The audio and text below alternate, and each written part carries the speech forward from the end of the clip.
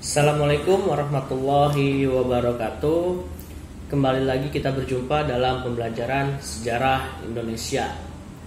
Dalam video kali ini kita akan membahas lebih dalam, lebih mendetail mengenai kondisi politik dan ekonomi Indonesia pada masa demokrasi liberal dan demokrasi terpimpin. Nah, pemerintahan demokrasi liberal dan demokrasi terpimpin itu dimulai dari tahun 1950 sampai 1966. Nah, kenapa tahun 1950? Itu dikarenakan sesudah perjanjian KMB, Belanda harus mengakui kedaulatan Indonesia paling lama 1 tahun. Nah, pada bulan Desember 1949, Belanda resmi meninggalkan Indonesia seperti itu. Makanya dimulailah demokrasi liberal pada tahun 50 dan 66 itu lengsernya Presiden Soekarno dari kepresidenannya seperti itu. Nah, kita langsung saja masuk ke materi. Sebelum kita masuk ke demokrasi liberal ataupun demokrasi terpimpin, kita harus tahu dulu apa itu demokrasi. Demokrasi berasal dari dua kata dari bahasa Yunani, yaitu demos dan kratos, yang memiliki arti kekuasaan tertinggi itu berada di tangan rakyat. Jadi, demokrasi merupakan suatu sistem pemerintahan dengan rakyat yang memegang kedaulatan tertinggi. Nah, demokrasi di sini menggunakan prinsip dari Montesquieu, yaitu trias politica. Ya, ada 3 bagian, ada eksekutif, yaitu presiden dan wakil presiden, ada legislatif, DPR, MPR, dan yudikatif, Mahkamah Agung, Komisi Yudisial, dan Mahkamah Konstitusi. Nah, demokrasi ini pertama kali diterapkan di Yunani seperti itu. Dimana Yunani itu dulu banyak polis ya, banyak negara-negara polis gitu ya. Nah, kita langsung masuk di sini. Sebelum kita membahas mengenai demokrasi liberal, nah di sini ada beberapa pelaksanaan demokrasi pada masa perjuangan. Nah, awalnya Indonesia itu menganut sistem pemerintahan yang bersifat presidensil, di mana presiden itu sebagai kepala negara dan juga kepala pemerintahan. Tapi berkat keluarnya maklumat 3 November 1945 yang dikeluarkan oleh wakil presiden Muhammad Hatta, Indonesia merubah sistem pemerintahannya dari presidensil menjadi parlementer. Jadi yang menjalankan pemerintahannya itu adalah Perdana Menteri. Dan Perdana Menteri pertama Indonesia setelah berubah sistem pemerintahan itu adalah Sultan Syahrir, seperti itu. Nanti kemudian ada beberapa Perdana Menteri lainnya, ya ada Syahrir yang menjabat sebanyak 3 kali, ada Amir Sarifuddin, dan lain sebagainya, seperti itu. Nah, jadi di sini ada beberapa peristiwa penting, ya, pada masa kurun waktu 45 sampai 50, di mana ketika Indonesia masih bawah bayang-bayang Belanda, jadi sebuah peristiwa di mana pemerintah Indonesia itu dialihkan ke Bukit Tinggi. Karena posisinya waktu itu Belanda sedang menggempur Yogyakarta sebagai ibu kota negara. Kemudian dibentuklah sebuah pemerintahan darurat Republik Indonesia atau PDRI di Bukit Tinggi yang dipimpin oleh Safruddin Prawira Negara, seperti itu. Nah, kemudian setelah perjanjian KMB, yang menjadi Perdana Menterinya itu adalah Mr. Susanto Tirto Proyo. Dia bisa dibilang adalah kabinet peralihan ya, seperti itu. Kabinet peralihan sebelum nanti diambil oleh kabinet RIS, yaitu yang dipimpin oleh Muhammad Hatta. Nah, seperti itu ya. Sebelum nantinya kita masuk ke demokrasi liberal. Oke. Nah, di sini ada bagan yang menunjukkan demokrasi liberal dan demokrasi terpimpin. Demokrasi liberal dari tahun 1950 sampai 1959 ada beberapa kabinetnya, dari kabinet Natsir, Sukiman, Wilopo, Ali I, Burhanuddin Harahap, Ali II, dan kabinet Juanda. Demokrasi terpimpin dimulai dari 1959 sampai 1966. Dimulai setelah munculnya dekret Presiden 5 Juli 59. Kemudian kabinetnya disebut dengan Kabinet Kerja yang terdiri dari Kabinet Kerja 1 sampai Kabinet Kerja 4. Kemudian juga ada kabinet Dwi Kora, seperti itu. Nah, di sini kita bisa lihat bahwasannya nanti mungkin akan ada perbedaan atau ciri-ciri khusus kekhasan dari baik itu demokrasi liberal maupun demokrasi terpimpin, seperti itu ya. Oke. Nah, kita masuk ke demokrasi liberal. Oke, kita bisa lihat di sini ciri-ciri dari pelaksanaan demokrasi liberal di Indonesia. Yang pertama, bersifat parlementer. Ya tadi, bersifat parlementer itu menandakan bahwasanya presiden itu hanya sebagai kepala negara. Sedangkan yang menjalankan pemerintahan itu adalah Perdana Menteri. Nah, untuk konstitusi atau perundang-undangan yang dianutnya itu adalah Undang-Undang Dasar Sementara 1950. Jadi tidak lagi menggunakan UUD 1945. Karena pada waktu itu Presiden Soekarno ingin mengubah konstitusi negara pada saat itu. Kemudian, nah, Perdana Menteri itu diangkat dan diberhentikan oleh Presiden. Dan juga banyak partai politik yang bermunculan ya, sesuai dengan maklumat Wapres 3 November 1945. Jadi tidak hanya PNI, partai politik yang ada di Indonesia. Seperti itu ya. Oke, di sini ini merupakan tulisan tangan saya ya, mengenai bab tentang demokrasi liberal dan demokrasi terpimpin. Mudah-mudahan bisa dibaca ya oleh yang menonton seperti itu. Nah, kita masuk ke kabinet yang pertama, yaitu kabinet Natsir dari 6 September 50 sampai 21 Maret 51. Nah, kabinet Natsir sering disebut dengan Zaken Kabinet karena diisi oleh orang-orang yang ahli di bidangnya masing-masing. Contohnya, ada Sumitro Joyo Hadikusumo yang menjabat sebagai Menteri Ekonomi. Kemudian ada Sri Sultan Hamengkubuwono IX yang menjabat sebagai Menteri Pertahanan dan Keamanan. Seperti itu. Mempunyai beberapa program kerja. Yang pertama, menggiatkan usaha keamanan dan ketentraman, konsolidasi dan menyempurnakan pemerintahan, menyempurnakan organisasi angkatan perang, mengembangkan dan memperkuat ekonomi kerakyatan, dan memperjuangkan masalah Irian Barat. Nah, itu ya. Kemudian tadi untuk kebijakan ekonominya itu adalah kebijakan ekonomi Gerakan Ekonomi Benteng yang dicetuskan oleh Sumitro Joyo Hadikusumo yang dikenal dengan Sumitro Plan.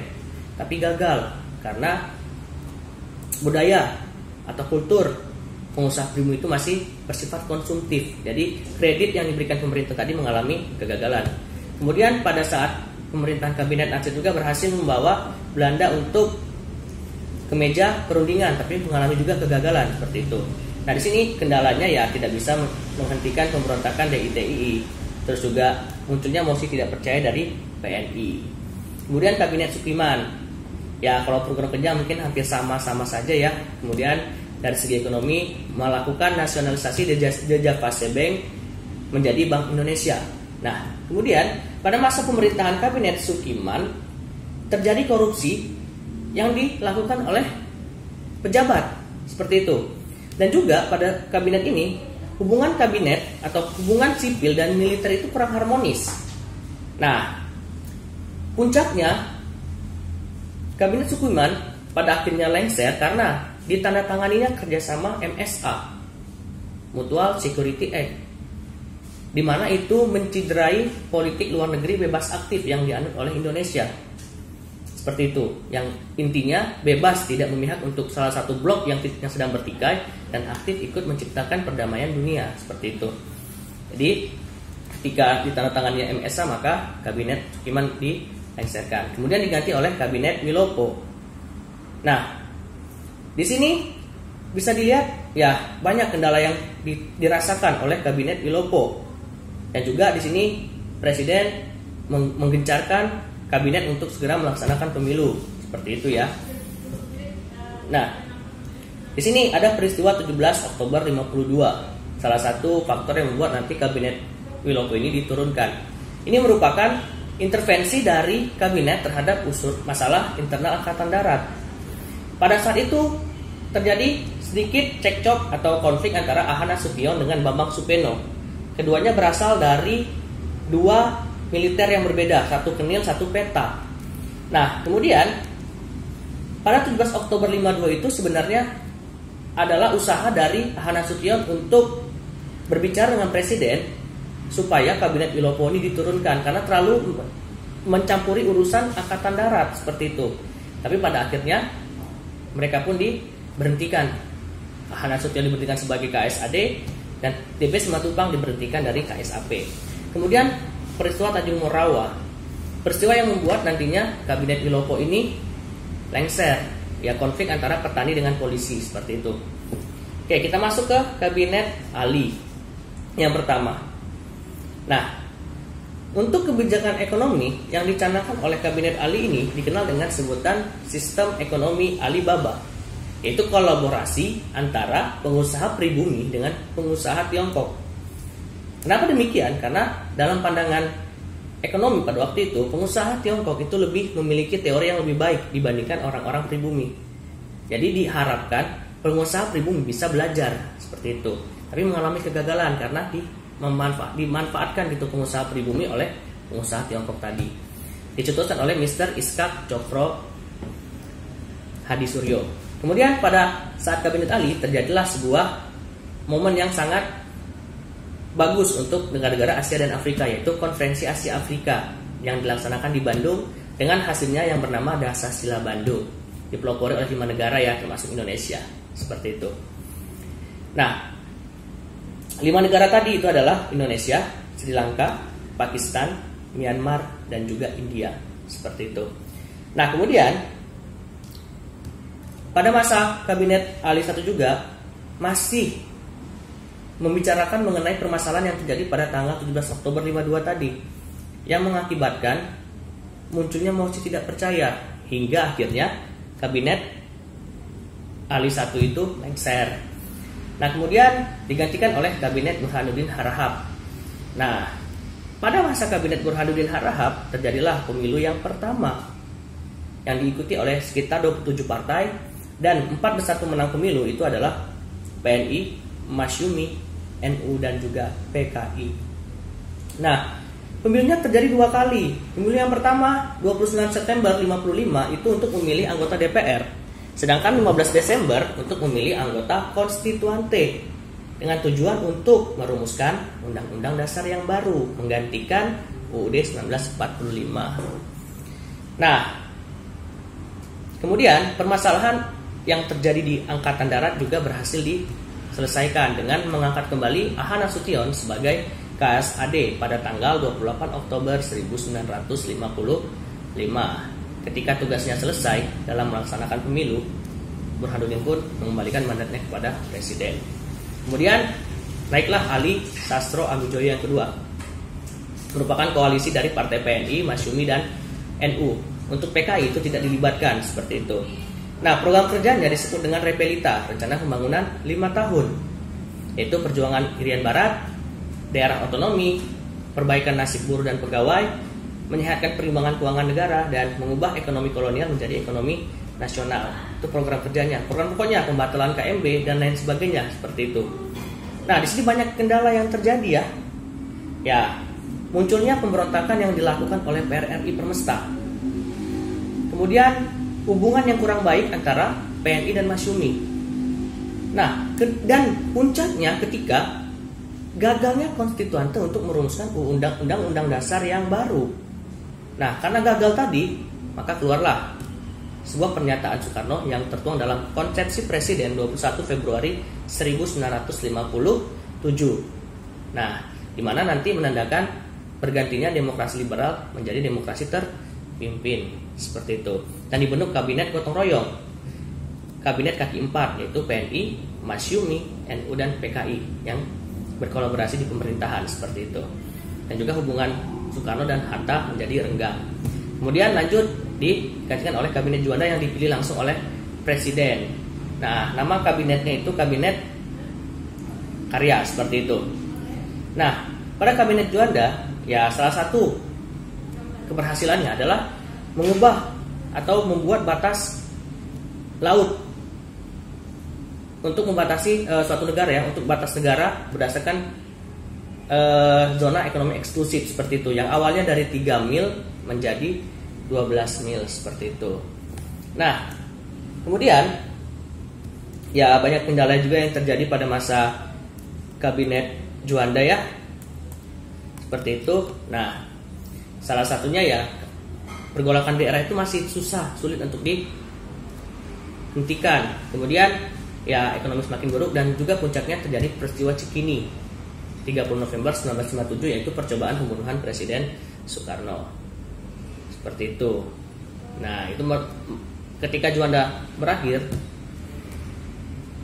berakhirnya kabinet Juanda itu juga menandakan berakhirnya juga pelaksanaan sistem demokrasi liberal di Indonesia. Nah, itu kemudian muncullah yang namanya Dekret Presiden 5 Juli 1959 yang menandakan dimulainya sistem pemerintahan demokrasi terpimpin, seperti itu. Nah, untuk pembahasan mengenai demokrasi terpimpin akan ditayangkan atau dimuat di video berikutnya ya, seperti itu. Nah, pertemuan hari ini atau video kali ini sampai di sini saja. Jika ada yang perlu ditanyakan atau yang kurang jelas ataupun juga ada beberapa hal yang bisa dibilang tidak sesuai, bisa kita sambil sharing di kolom komentar, seperti itu. Oke, akhir kata saya tutup. Assalamualaikum warahmatullahi wabarakatuh.